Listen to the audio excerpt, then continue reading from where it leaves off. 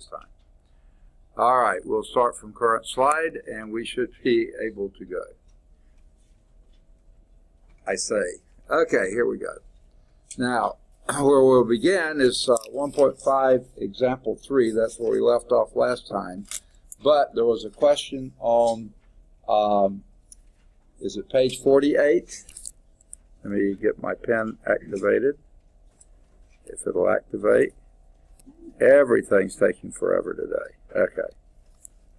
All right. Page 48. Now this is in the new text. Page 48, section 1.4 exercise, number 75. Is that the one? Okay. And what it asks you here is, in these exercises, find the difference quotient and simplify your answer. Okay? So here is your function. F of x is equal to x cubed plus 3x. Is that the problem? Okay? Now, what it's asking for is f of x plus h minus f of x over h. That's your difference quotient, as long as h is not equal to 0. Of course, you can't divide by 0. So what's the first thing we do? A little louder. I saw mouths moving, but I couldn't hear anything. Say again? A little louder? Evaluate, plug it in, f of x plus h. And what would that be? X plus h cubed plus 3 times x plus h. Okay, got it? So we're going to have to work with that. Now, do any of you know the sort of a simple way to cube a binomial? Okay. Oh, I meant to say this again. I announced it last time, but maybe not all of you are here. In fact, 2 announcements. Number 1, next Tuesday, I've got a doctor's appointment. The appointment isn't until 10, but I have to be there for blood work at 9, meaning if I came to campus, I'd have to leave by 8:15 to get back to Kirkland Clinic and get parked and ready. The last time I heard, the parking deck was closed because they had a fire in it a couple of weeks ago. Hopefully it's open again. I don't know. But for 15 minutes of class, it's not worth driving out here and driving back. So I will just be going straight from home. So there will be no class next Tuesday. Now, what y'all elected to do, if my memory's right, I understood what you were saying, is that at the end of class today, I'll show you where to go in these YouTube videos to see what on the playlist for this class, to see the best one to review for next, to do for next class. So watch it, do whatever homework and things we did. Now, keep this in mind. Those are based on the old edition of the book, but you can follow along. Even if the problem numbers aren't quite right, you'll see what I'm talking about. Okay? So that's that one. The second thing was about the math team. I announced it, I believe, didn't I? Okay? And I didn't get any immediate response from this class. Or any of you interested? I need to let Mr. Racy know. You are? Good. I was hoping at least one.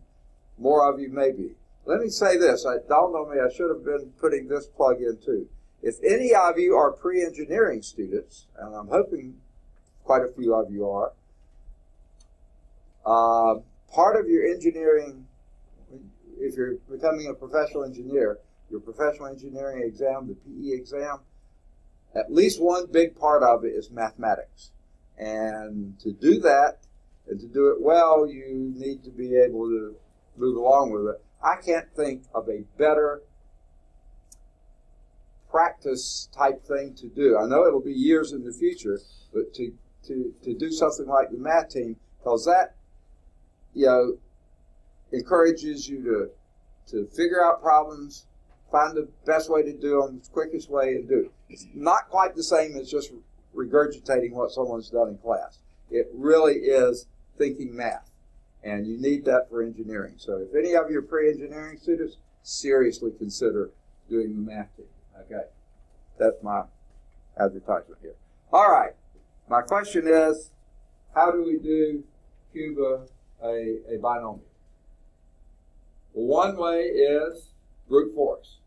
That would be x plus h times x plus h squared. I know y'all know how to do x plus h squared, right? Okay, so that's one way. You want me to show you a bit quicker way? It's based on what we call Pascal's triangle. Does that ring a bell? Okay. Now, Pascal's triangle is a pretty simple thing. Start with a 1.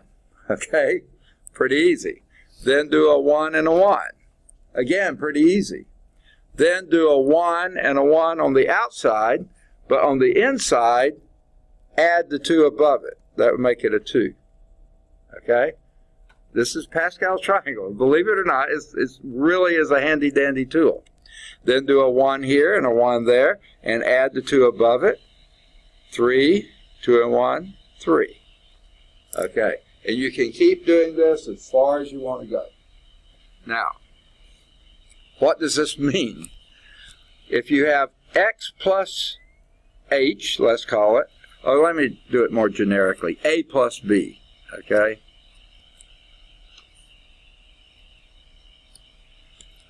A plus b to the 0th power. What is that?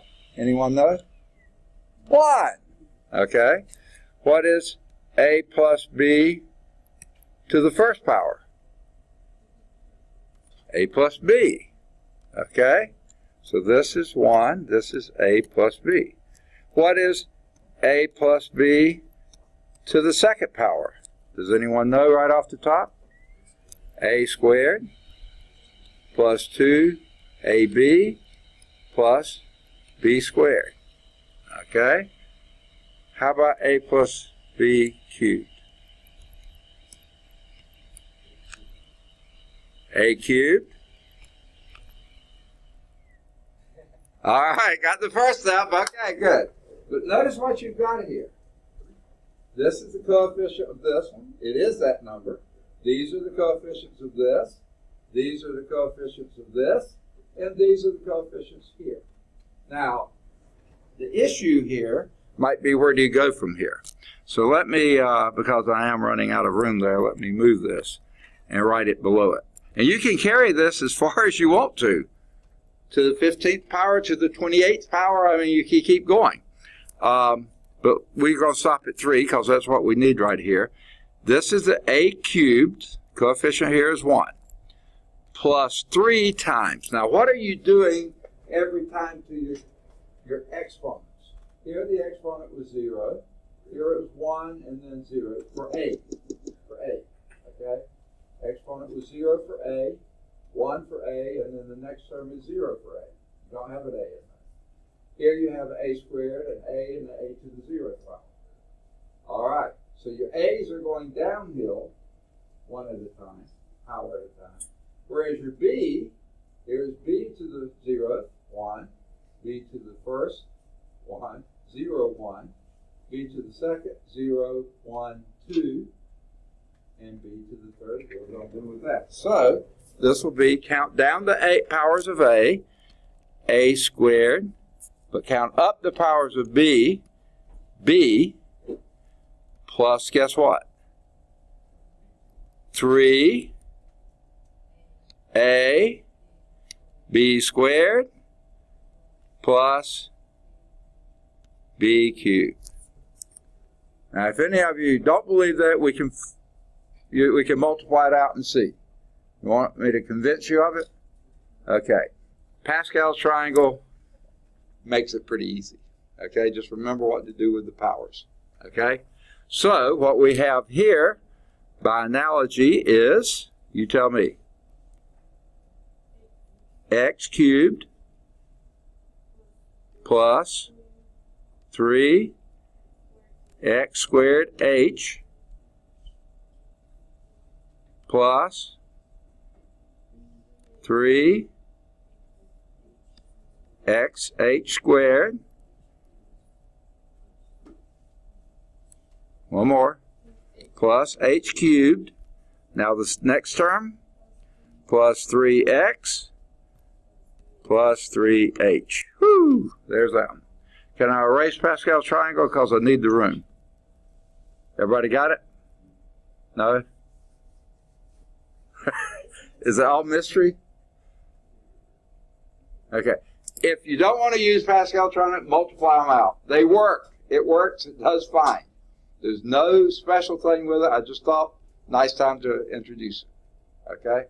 What would have been the next thing with Pascal triangle? Say? Coefficients. 1, 6. Yeah, you got the idea. Okay. Okay? You can go, that would be a plus b to the 4th power. All right? Is it Dakota? Okay. Is anyone else coming in since the called roll? Okay. All right, so I'm going to, is it okay to erase Pascal's triangle then? All right. Anyone questions on it before I erase it? Okay.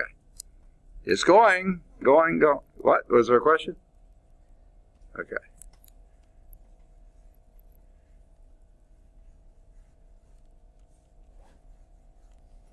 And by the way, I introduced Pascal's triangle, so that's a potential paper topic. Or the guy who came up with it, a guy named Blaise Pascal. Quite a character himself. All right, so there we have our f of x plus h. That's what's going in this part of our difference question. Okay, so let's write it down. That would be x cubed plus 3x squared h plus 3xh squared plus h cubed plus 3x plus 3h. Okay, that's the f of x plus h. Minus, what's your f of x? X cubed plus 3x. Okay? All divided by h. Okay? Now, you want me to write all that down again, or can I just make a little shortcut here? Let me know. Huh? Shortcut. Okay, I'm going to do that subtraction right now. Okay?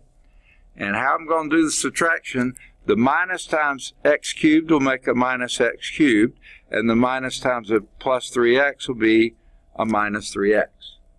Okay? So I can lose that too. Everybody okay with that? All right. I don't like writing a bunch of stuff down twice. Okay. Now what do we do? Combine like terms. What like terms do you see?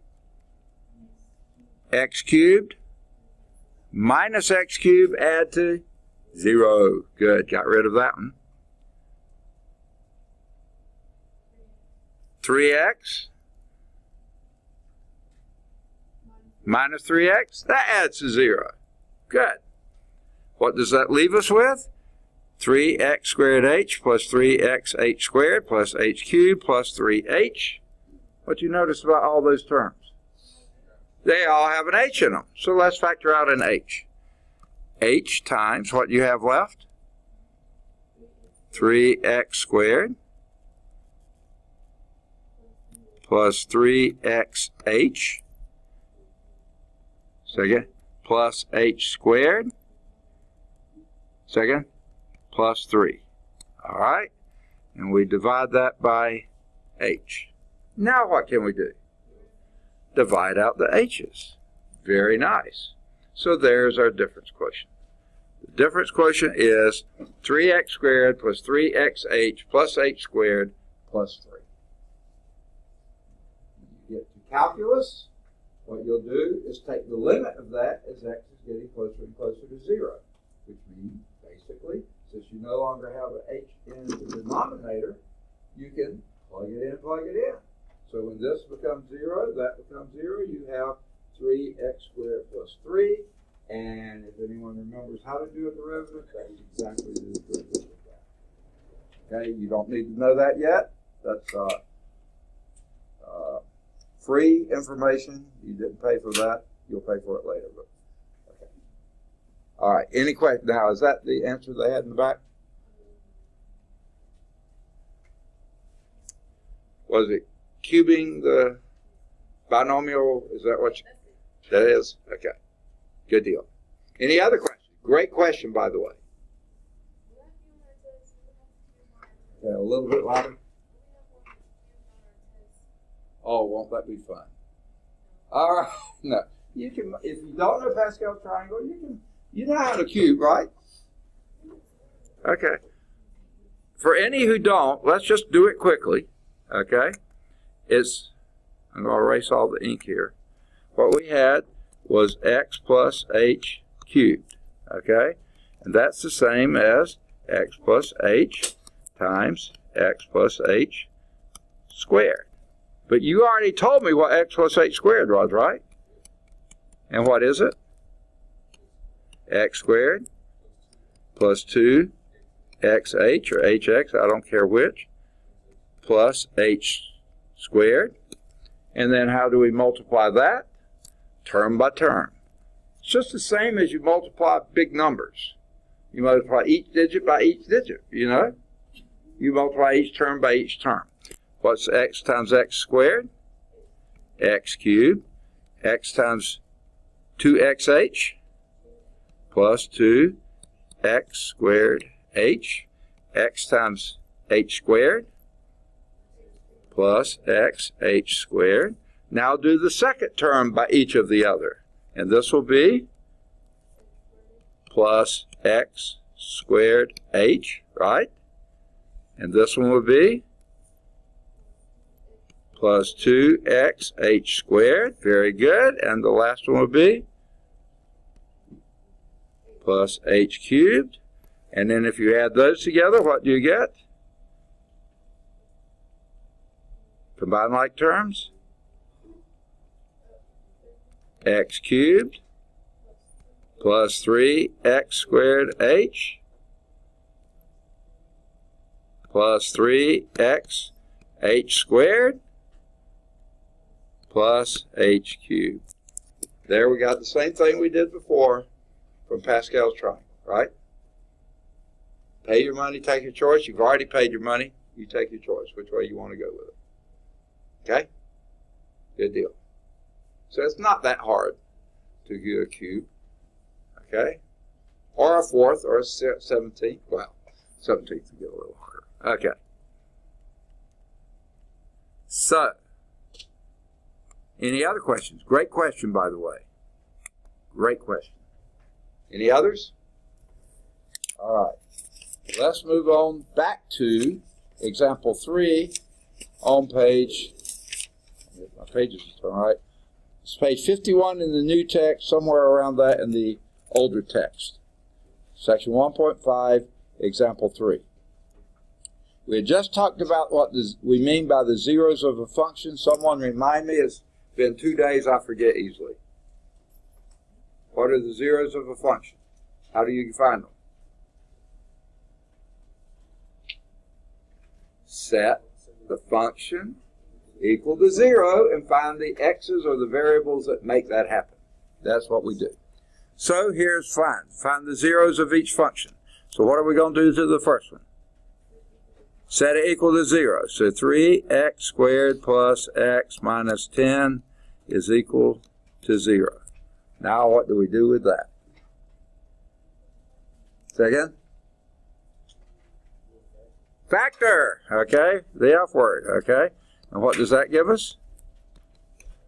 So only possible factorization for 3x squared. 3x times x, got it. Where do we look next? Sign of the last term, what is it? Negative. So that means these two have to be One got to be what? One negative and one positive. We'll do it that way since you said it that way.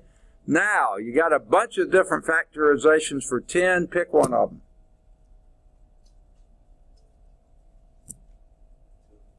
2 and 5. Okay, you said it that way. I'll write it that way.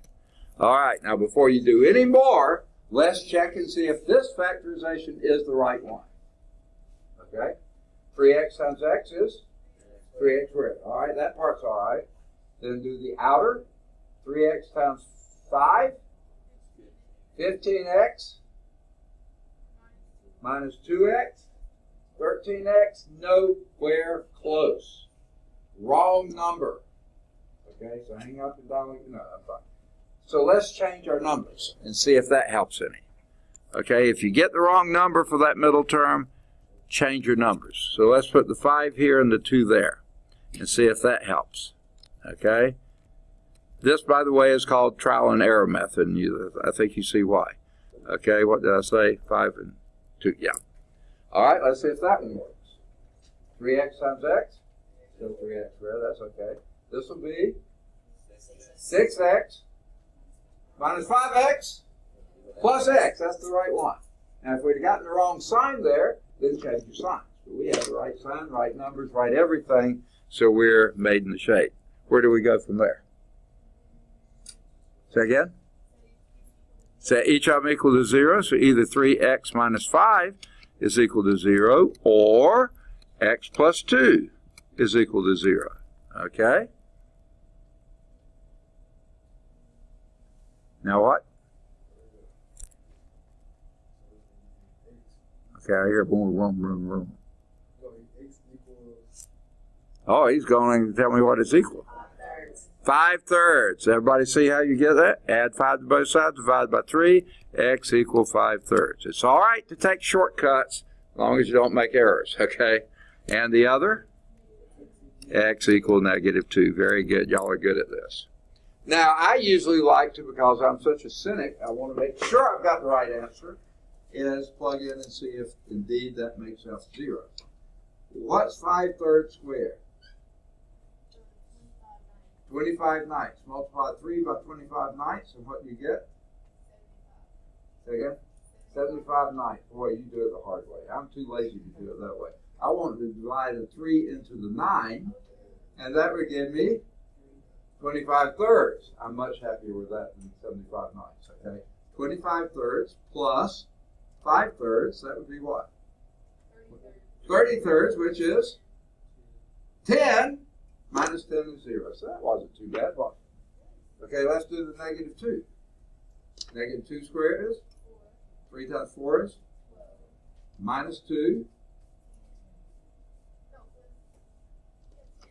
10 minus 10 is 0. Yes, both of those are zeros for that function.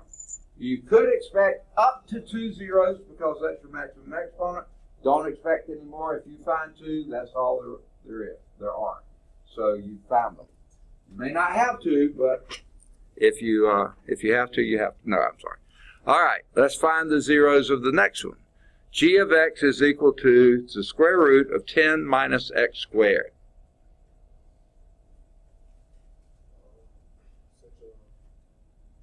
Do what? All right. Say again.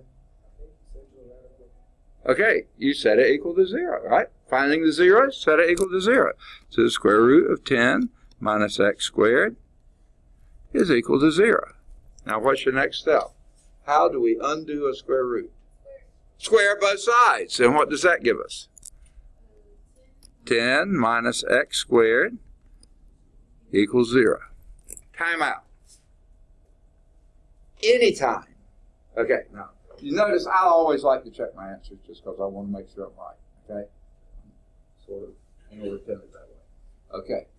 Anytime you square both sides of an equation, you've got to check your answer at the end because you may have introduced what they call an extraneous solution, something that looks like it's the right answer but really isn't.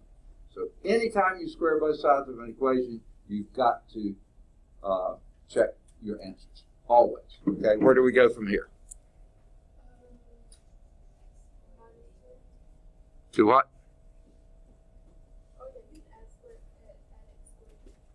Okay, a little louder.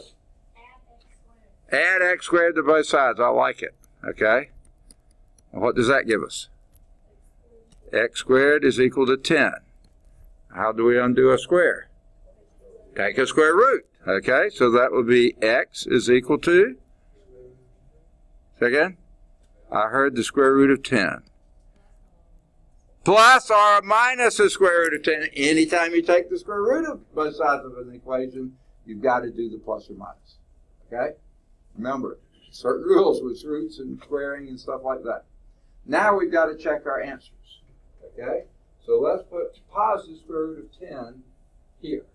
What is the square root of 10 squared? Again? 10. So you have 10 minus 10, that's 0. Perfect. How about minus the square root of 10 squared? It's also 10, because minus times minus is plus. Square root of 10 times square root of 10 is 10, so you still have 10 minus 10. Yes, so both of those answers are correct. We need them both, we got them. All right, how about h of t? Number C here. Set it equal to 0. Now let's do another timeout now. Here's a fractional form. If you have a fractional form, what is going to make that equal to 0? Say again? The t plus 5? No, that's not going to mess with whether it's a 0 or not. The only way you can get a fractional form to be 0 is if the numerator is 0. Now, the denominator can never be 0. So really, when they wrote this down, they should have put on the side, t can't equal negative 5. Okay, they didn't write that. They should have, because it can't. Okay, we'll write it. T cannot equal negative 5. Okay, now let's proceed. What do we say? What will make that numerator 0? I mean, what will make the function 0? Only the numerator. So 2t minus 3 equals 0. And what does that give you? T is equal to, say that again. 3 halves. I thought that's what you said. Okay. All right. Don't take too many shortcuts and introduce an error. And obviously 3 halves is not negative 5, so therefore that's a legitimate solution. But I like to check it anyway. If you put a 3 halves in here, 2 times 3 halves is 3 minus 3 is 0, and the denominator, who cares what it is, 0 over anything is 0. And that anything in the denominator is not 0, and it is. Good deal. Any questions on that? All right, let's clear this out of the way and see how they do it. Okay, to find the zeros of a function, you set the function equal to 0. Then solve for the independent variable. Okay? Now, I have a question for you. What if we couldn't factor that? Are we dead in the water, sunk, no hope whatsoever? Why not? What could we use?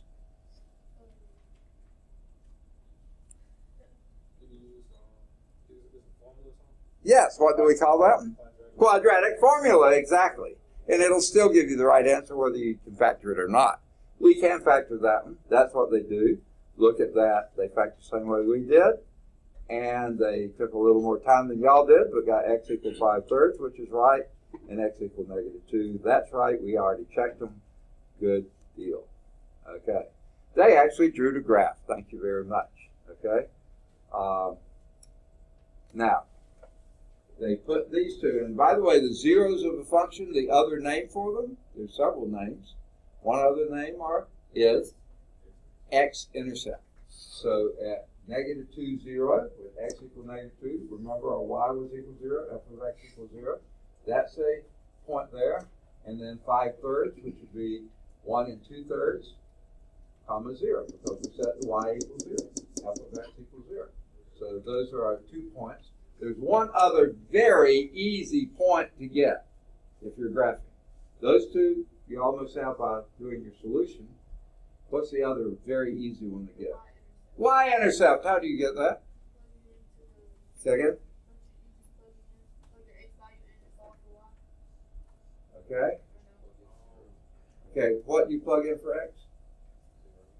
0. Okay, yeah, we'll do that. And what is your y? In this course, what's y?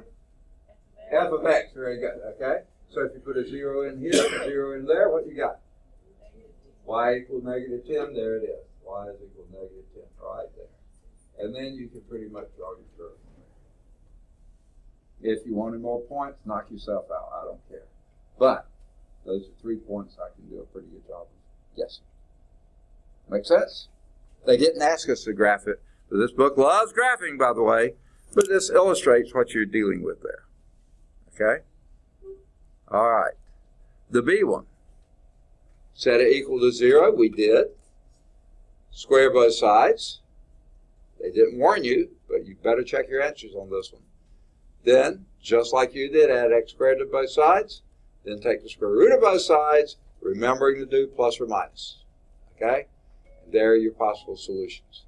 Now they do the graph on that one. Just give me an approximate. What's the square root of 10 approximately? Yeah, a little more than 3 on either side. So a little greater than 3 on this side, a little less than -3 on this side. There it is. That is, by the way, a semicircle. Okay? May not be obvious that if you go back to the original thing, y is equal to that.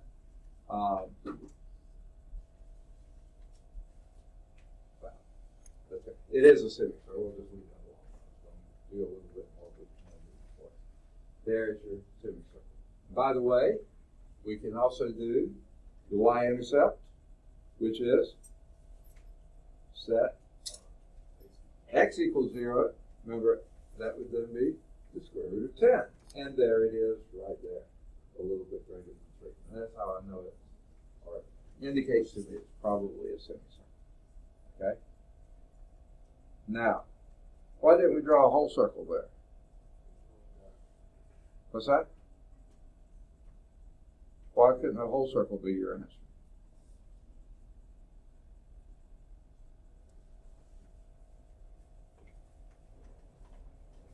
If you had a whole circle, what's wrong with that picture? Say again? It can't be negative. Well, okay, yeah, you're right. This can't be negative, so that's a good answer. Very good answer. Cool. If you had put plus or minus there, then it could be negative. What would have been wrong with that picture? Okay, what can't you have negative and positive? The y value. Guess what? Fail the vertical line test. Okay, no, you can't have a closed circle there, or an ellipse, or anything else that you would fail the vertical line test. So it's a semicircle. Okay, and if that would have been a minus in front of that, you would have had the bottom half of that circle. Okay, but you can't have both. All right, that was extra. No extra charge. Okay, this one. What do we do with that? Well, now here's what they do. Okay, and this is perfectly, I guess, okay to do. They multiply both sides by t plus 5. Okay? Now, I have a little bit of a problem with saying that. Because guess what? If you have an equation you're trying to solve, one thing you never do is multiply both sides by 0, right? You lose all meaning. So multiplying by that, if t happened to be -5, you just wiped out your whole meaning. So I like to say, well, it's only true when the numerator is 0. You get to the same place, but without multiplying by 0, okay? Though we didn't. T was not equal to -5, okay? And you solve that, and you get, they took more steps than there are 3 halves, and sure enough, that works, okay? And there's the graph of that one. Now, this isn't the entire graph, but it's part of the graph, okay? And later we'll get to what the rest of the graph looks like. But now we'll leave that alone right there. There's your x-intercept, okay? And it's okay to, I want to go on and do this, okay? What did we say originally? T can not equal -5. So if you gone just a little bit further here, you could have drawn a vertical line here, or a dotted line, a red dotted line, and said, don't cross that, because it can't ever equal -5. It's called the vertical asymptote. Anything the function can never be. Okay? Now, this again is way ahead of what we're doing. This also looks like it might be about to level off there, or it could keep climbing. How we tell is look at the ratio of the leading terms. What's the ratio of the leading terms there? Second? 2. So that says y equal 2, because that would be what you would have. Y is equal to 2. That's going to be a horizontal asymptote. Okay? So here we have a vertical asymptote. And let me write these in. Now the horizontal, you can cross it. Vertical, you can never touch it or cross it. So let's get those drawn. Again, this is beyond what we're doing now, but since they gave us the problem, I can't get the pen to come on. There we go.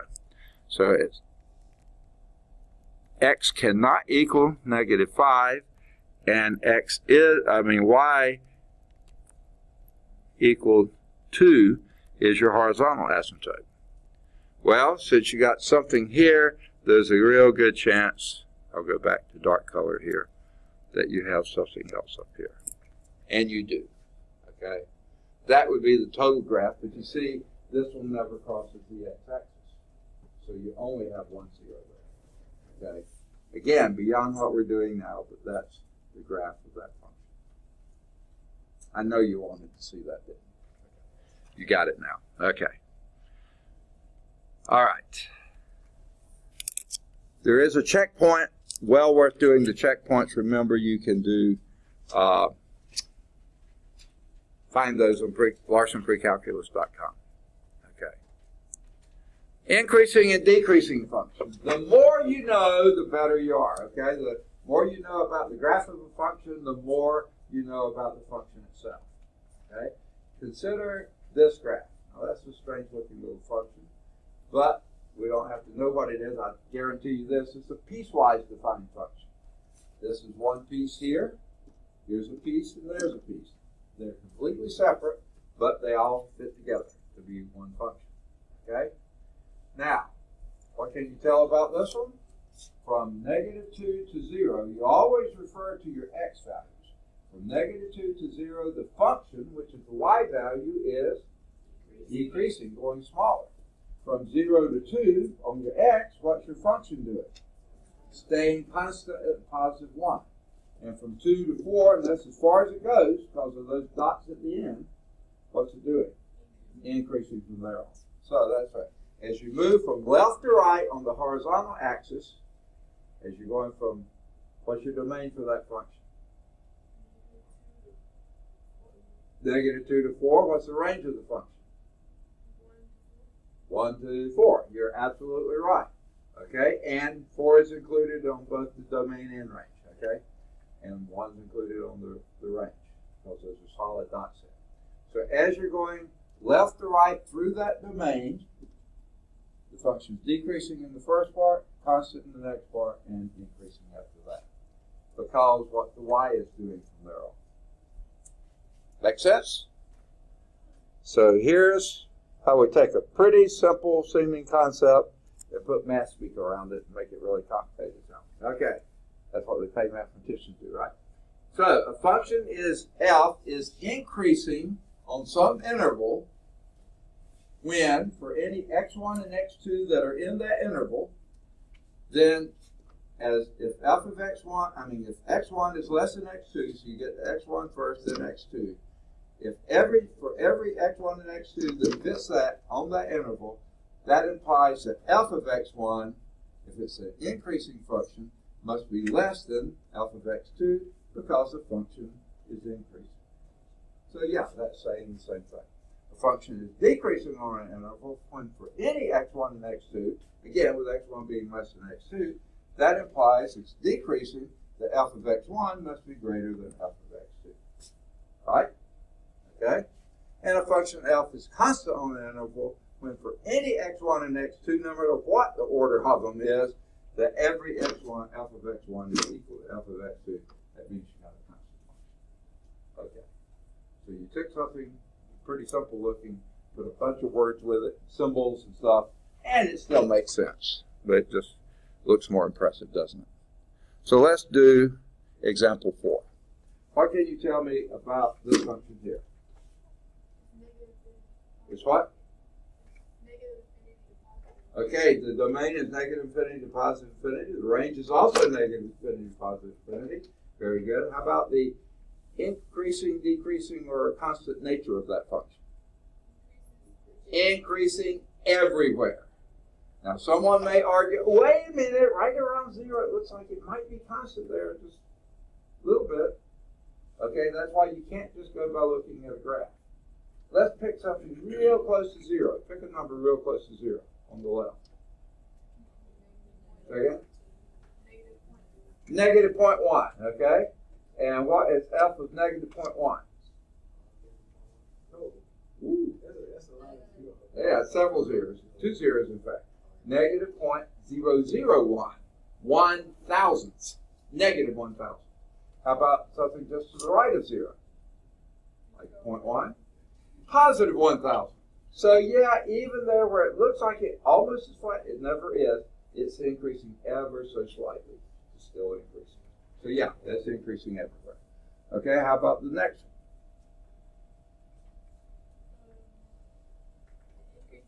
Increasing from 2, negative 1. Decreasing from negative 1 to positive 1. 1 to infinity, increasing again. Now, when we describe these, you don't need to put, at this point that it's, say, negative infinity to negative 1, you don't have to put a bracket there, parentheses are fine. You don't have to include this point because it's neither increasing or decreasing right at that point, but that's the only thing. So just parentheses around each of those. Negative infinity, negative 1, negative 1 to positive 1. Yeah, parentheses are fine when you're describing intervals of the function, increase or decrease.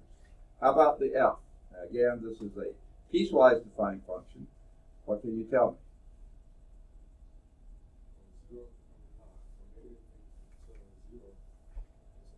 Increasing?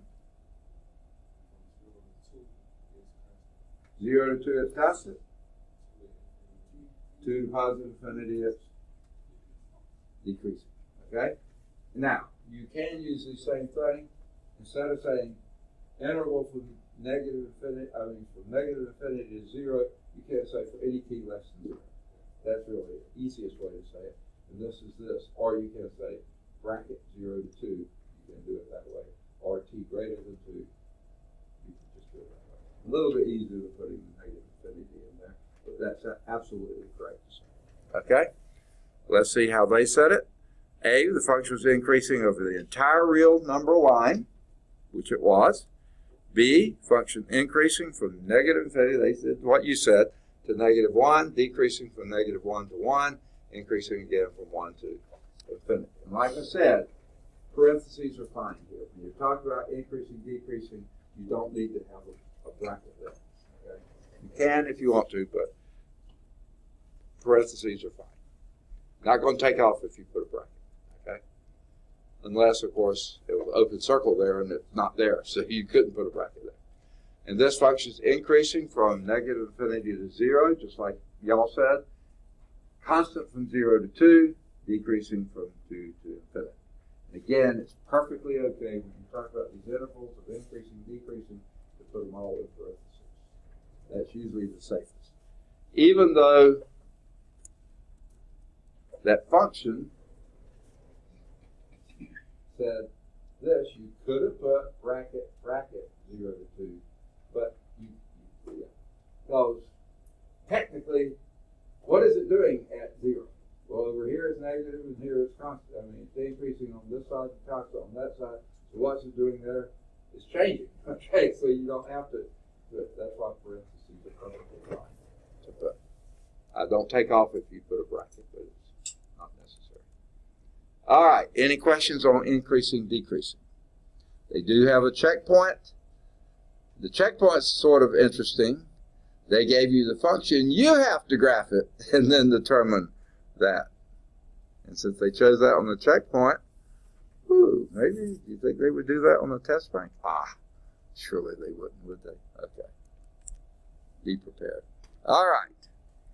Now, to help you decide whether a function is increasing, decreasing, or constant on the interval, you can evaluate the function on several values of x. And that's what we sort of did on that one. We did negative 0.1 and positive 0.1. Just check a couple close to each other. However, you need calculus to determine for certain all the intervals on which the function is increasing, decreasing, or constant. But we're not there yet. Hang in there. We'll get there one of these terms. Right?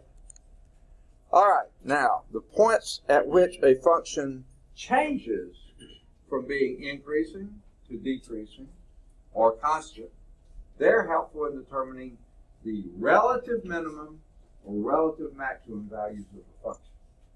What do we mean by that? Relative minimum, relative maximum. Okay, a function value f of a is some fixed value for x. Okay, some fixed value.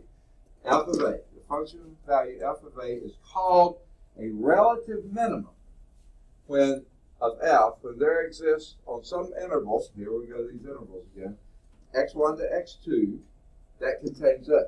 It means x1 is on this side of a, x2 is on that side of a. A has to be somewhere in between x1 and x2. Okay? On some interval that contains a, and of course we choose x1 less than your variable x is in that interval, and x2 is the largest value that can be. That implies that if this is a minimum value, that any f of a is a minimum value, any other x that you choose in that interval is going to give you something a little bit greater than or equal to f of a.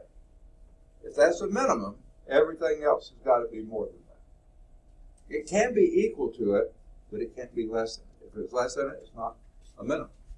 Okay?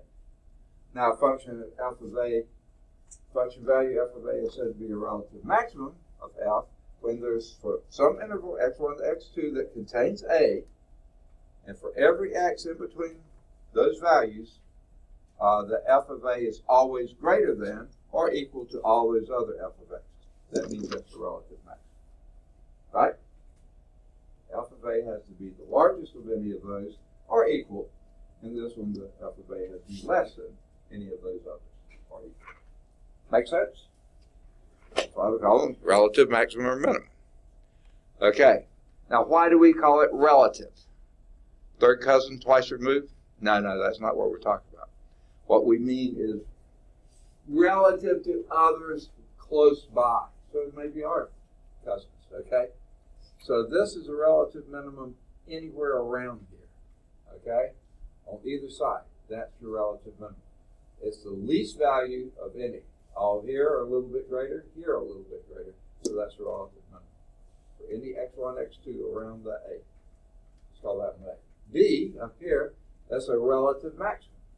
I'm not sure they got the point in the right place, but it is, whatever the maximum is there, because anything around it is going to be a little bit less than that. Is that an absolute maximum? No. Over here, you got something greater. If this keeps going, that's going to be greater.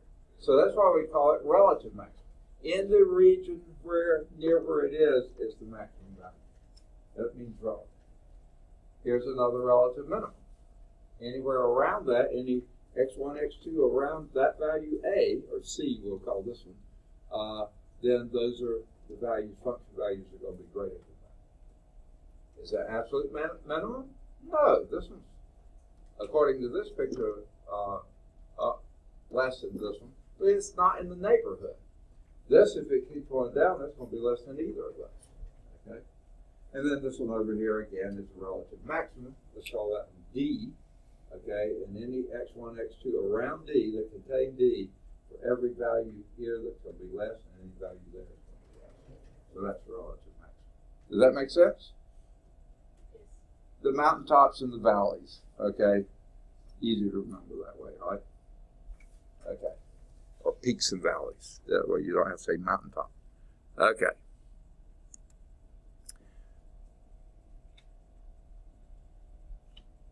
It says here you will study a technique for finding the exact point at which a second degree polynomial function has a relative minimum or maximum. That's going to be in the next chapter. Okay. For the time being, however, you can use a graphing utility if you have that on your graphing calculator or something else like that to find reasonable approximation for those maximum and minimum. Okay. Now, they skipped example 5. Let's do example 5. All right. Now, I have a lot of room here, but we have some. It says use a graphing utility, if you have it, to approximate the relative minimum of a function f of x is equal to 3x squared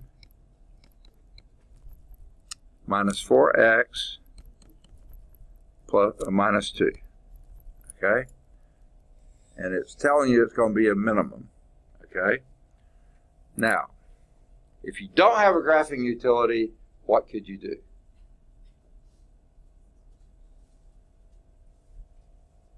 Pick the value for x, evaluate it, pick another one. As long as you keep getting smaller, you're getting closer to the relative minimum. Once you start going up, you pass the relative minimum. So you can do it that way. Okay? You can get close, but it takes a bit of time to do that. What would be a good, easy first choice for x? Say again? I like 0. I'm lazier than you are. Okay, I'm with you. Okay. Because 0 is so easy to calculate. When x equals 0, what's your alpha? What's your y? Negative 2. So we'll know that 0, negative 2 is a possibility. It's on the graph. Okay? Now pick another one. You wanted 1? So let's pick 1. F of 1 would be what? That's pretty easy too. 3 minus 4 minus 2, and that's equal to negative 3. Okay, that's less. So we're heading in the right direction, it looks like. Want to try another one? Like 2. See, I'm go away from 0 toward 1, okay? So let's do f of 2. What would that be? That takes a little more work. What would that be? 12 minus 16. No, minus 8. I'm sorry. I'm doing the wrong one. Okay. Minus 8. Minus 2. What you got there? 2. Whoops! Passed it. Okay. Now, in fact, that's more past this than this was, so I think we have to go back a little ways to something between 0 and 1. 1.5? Yeah. So you see what you do? Go between the two smallest. The minimum, rather than being between 1 and 2, this one way up here, I think it's between 0 and 1. Okay? So then do 0.5. And then whatever that's closer to, you know, go, just keep bracketing it until you get tired and say it's close to that. Okay. It says a reasonable approximation. So I'd say 0.5 is going to be a fairly reasonable approximation. Let's see what they got in the book. They got 0.67. Okay. They used the graphing utility to get them there. Okay. But if you kept doing, if you chose 0.5, you'd find out that it's between 0.5 and 1. So try 0.75. Okay, and then see what it is. And it probably will be between 0.5 and 0.75. Try something in between and keep going until you get tired of doing it. Okay. Or get your graphing calculator.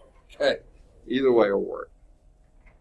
And by the way, now my boss put the book orders in this time, so I don't know. When I put the book orders in, but last summer he did it, when I put the book orders in, I always say it's required for the course. That way the bookstore will let you use Pell Grant dollars to pay for it if you buy it from the bookstore. If you don't want to buy it from the bookstore, you get your Pell check back. You can buy it cheaper at Office Depot or somewhere in Walmart or something. But it's up to you. Okay. All right. Any questions on that? They sort of skipped over it, but it is important to have an idea of where to go on that. All right, let's introduce average rate of change. Okay? Is this something brand new, you think? Really, probably not. Okay? When you see change, what do you think? So something's changing. What mathematical operation comes to mind? Say again? Subtraction, exactly. And when you say a rate is something per something. What's that? Dividing. Guess what? Have we done subtraction and division before? What's another name for subtraction? What's your answer in subtraction? Difference. So what's your answer in division? Quotient. It's a difference quotient just with a new name. Okay? We have learned that the slope of a line can be interpreted as the rate of change. How much is the line changing as you increase x a little bit? That's your slope, right? Okay. For nonlinear graphs whose slope changes at each point, the average rate of change between any 2 points, x1, and we used to say y1, but what do we say now? F of x1, because y1 is f of x1, right? Thing to remember. And the second point, x2, f of x2, or y2, is the slope of the line between those 2 points. Okay? And how do we do the slope of a line? Change of y over change of x, that's a difference quotient, isn't it? Okay? So it would be f of x2 minus f of x1, there's your y, change of y, over x2 minus x1, there's your change of x. That's exactly a difference quotient, isn't it? So it's something we've already done. We just give it a different name because we're calling average rate of change of a function. Before, it was a difference quotient of an expression. Now it's average rate of change of a graph of a function. Okay? All right, the line between the 2 points is often called a secant line. That's what it is. The line between those 2 points is a secant line, and the slope of that line is designated as m sub s. M, remember, we use for slope, SEC, not southeastern conference, secant. The average rate of change from f from x1 to x2 would then be, looks new, doesn't it? F of x2 minus f of x1 over x2 minus x1. The only difference you see here between the difference quotient, we used to just call this f of x plus h minus f of x over h. That was the difference between those two. So it's the same thing we did before, only in a slightly different setting. Change of y over change of x, that's the slope of the secant line. Okay, unfortunately, I think we've run out of time before we can do example 6. So we'll begin next time with example 6. So we got to 1.5. We almost finished 1.5. Let me give you homework exercises here. Either 7 or 9, or both. 9 is on calcview.com. Calcview. Either 11 or 13, or both. 11 is on CalcView. Any of the odds 15 to 25. 25 is on CalcView. Any of the odds 27 to 31, none of those are on CalcView. Any of the odds 33 through 39, 35 is on CalcView. Any of the odds 41 to 47, none of those are on CalcView. Any of the odds 49 to 53, 51 is on CalcView. Any of the odds 55 through 59, 57 is on CalcView. And then you can stop there because we haven't done one like average rate of change. Okay, so before I end this, let me get out of this and hopefully quickly. I didn't really want to do that, okay, but I'll do it anyway. Okay, all right, I'm going to minimize this, minimize that, minimize that, and let's go to Blackboard real quickly. Sorry about this. I could go to, I'm going to show you how to get to it on Blackboard. This is a little bit longer. I could go straight to YouTube, but. Okay. There's Blackboard. I should never have done this. Okay.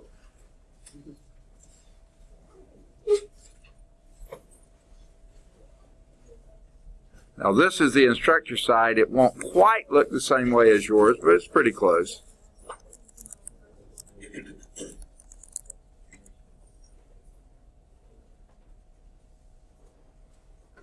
Okay, get to this course.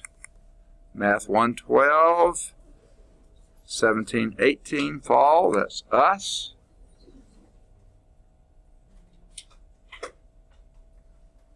Go to content. And then scroll down. There's all the stuff. Here's your syllabus, research paper instruction, locator card, all those different websites that either students have given me or I found myself. There's 5 of them there, it looks like. And then the Math 112 YouTube videos. Click on that, and it takes you right to the playlist. I haven't gotten today's on there yet, but you see, here's one on 1.5, here's one on 1.5. I would say look at the end of this one and the first of that one. That will be, so I'd say look at these two here.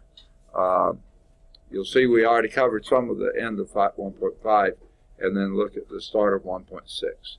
That will cover pretty much what we would have done on Tuesday. So we'll begin next time about where that second one leaves off. Okay? Good deal. Have a good weekend. Working on math problems, that'll make it good. All right, you too. Thanks. All right, we were only missing Walter today. Okay. Sandria and no. Yes,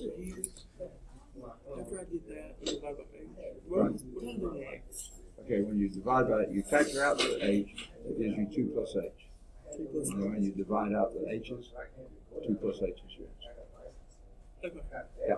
Divide out the h, factor out the h, divide it out, and then what do you have left is yours. Okay. Yeah, good deal.